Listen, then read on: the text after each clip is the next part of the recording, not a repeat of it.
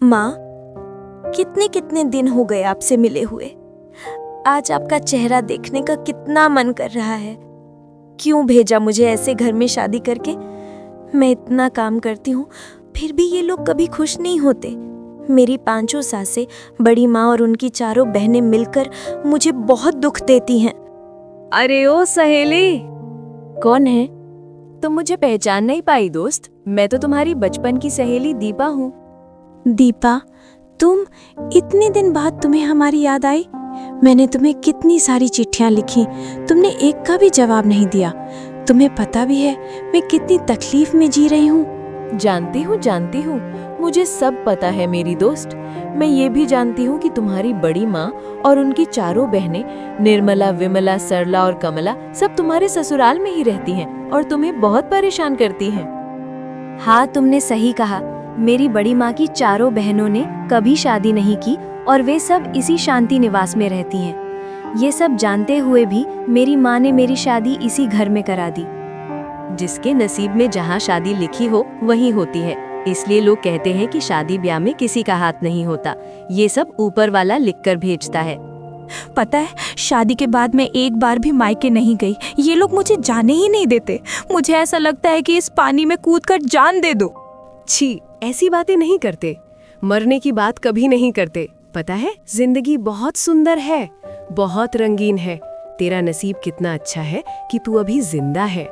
जा, कुछ दिनों के लिए अपने मायके आनंदपुर घूम कर आ।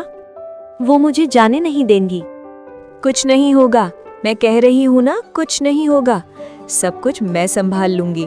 तेरा ससुराल शांति निवास तेरे बदले मैं संभाल लूंगी। मेरी छोटी बहन मीरा की शादी है। ये जो मोतियों का हार है वो मेरी माँ को जाकर दे देना और माँ को बोलना कि ये दीपा ने अपनी बहन की शादी के लिए भेजा है। माँ ने ये हार मुझे मेरी शादी के वक्त दिया था। अब तेरे सारे बर्तन मैं धो देती हूँ। अब तू जा, जल्दी जा। बहू, क्या बात है? इतना वक्त क्यों लगा बर्तन धोने में? इतना समय तो नहीं लगना चाहिए था। और तुमने ये घूंघट से मुंह क्यों ढक रखा है? मैं कह रही हूँ घूंघट हटाओ। नहीं माँ, मैं घूंघट नहीं हटाऊंगी। मुझे सरयू नदी के पास एक सिद्ध बाबा मिले थे। उन्होंने मुझे बोला कि मैं 7 दिन तक घूंघट न हटाऊं। अच्छा, ऐसी बात है। हाँ माँ, जो व्रत मुझे रखना है उसका प्रथम पड़ाव ये है कि मैं 7 दिन तक घूंघट में ही रहूं और किसी को अपना चेहरा ना दिखाऊं। ठीक है, अभी हमारे लिए नाश्ता बनाओ। हमें बहुत भूख लगी है। आज मैं गर्मा गर्म पूरियां खाऊंगी। और मैं खाऊंगी सूजी का हलवा और मोटे आटे की रोटी। बहू, मेरे लिए पूरी सब्जी बनाकर लाओ और मुझे सिर्फ मलाई चाहिए, ध्यान रहे। देखना, इतना काम यह अकेली कर ही नहीं पाएगी। मैंने तो कहा भी नहीं कि मुझे नाश्ते में क्या चाहिए।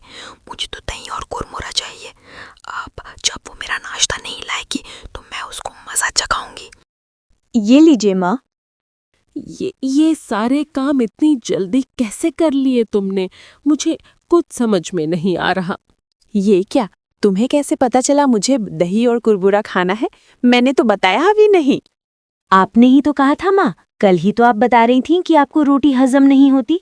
इसीलिए मैं आपके लिए दही और कुरमुरा लेकर आई हूँ। आप लोग नाश्ता कीजिए, मैं चाय लेकर आती हूँ। दोपहर का खाना तैयार हो गया है। आज मैंने चना दाल, आलू मेथी की सब्जी और रोहू मछली की करी बनाई है और साथ में चावल की खीर भी बनाई है। आप लोग जल्दी नहाकर आ जाइए। ये क्या बोल रही हो? अभी तो हम लोगों ने नाश्ता किया, अभी खाना नहीं।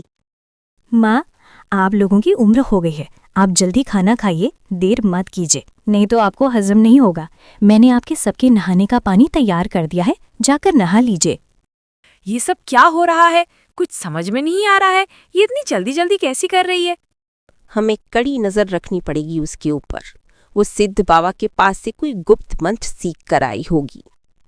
मुझे तो याद ही नहीं आ रहा है कि मैंने कब कहा था इसे कि मुझे रोटी हजम नहीं होती। इसका मतलब क्या? बहू को पहले से ही दिल की बात समझ में आ जाती है। सुनो बहनों, हमें उसके ऊपर कड़ी नजर रखनी होगी। वो इतनी जल्दी जल्दी इतने सारे काम अकेले कैसे कर रही है? दीदी, आप सही कह रही हैं। जो भी करना है हमें चुप चुप के करना होगा। माँ, मैं पानी लेकर आई हूँ। ये क्या सर्वनाश हो गया? ये मैं क्या देख रही हूँ? लगता है कहीं से जादू सीख कर आई हैं। ये कोई जादुई शक्ति है।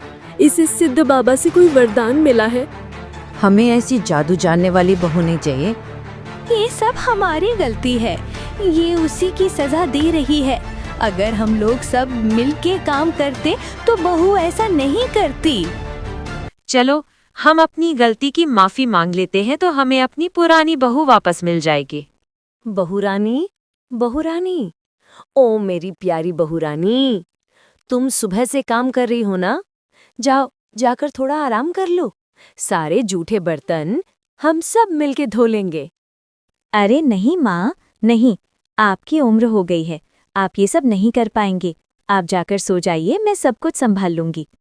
बहू, मैं जो कुछ कह रही हूँ चुपचाप सुन लो। ये सब काम हम 5 बहनें मिलकर कर लेंगी।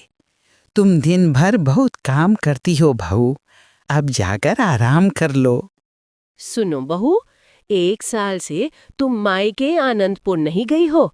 जाकर मायके घूमाओ। तुम कल सुबह ही चली जाना घूमने। 2-4 दिन वहां रह कर आओ। अपनी माँ से मिल कर आओ। चाची जी, घर पर हो क्या? अरे मल्लिका, तू कैसी है? कब आई तू बता। कल दीपा मुझे बहुत सालों बाद मिली थी। उसने ये मोतियों का हार अपनी बहन मीरा की शादी के लिए भेजा है। ये लीजिए। कहाँ? दिखा मुझे। ये तो सच में दीपा का हार है। ये तो वही हार है जो शादी में हमने उसे दिया था। ये संभव नहीं। तो फिर चाची जी क्या हुआ? क्यों संभव नहीं?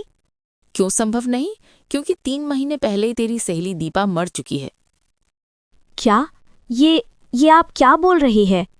एक तूफान की रात तेरी सहेली फूल तोड़ने गई थी और उस पर बिजली गिर गई और दीपा मर गई। उसकी लाश तक हमें नहीं मिली। मल्लिका तुरंत वापस आती है और घूंघट हटाती है। बहू, तुम तो सुबह ही मायके गई थी। क्या हुआ? इतनी जल्दी क्यों वापस आ गई? माँ, मैं मल्लिका हूँ। आपकी बहू मैं ही हूँ। अरे हमारी बहू कितनी अच्छी है। हम ही इसे तंग किया करते थे, हम पर गुस्सा मत करना।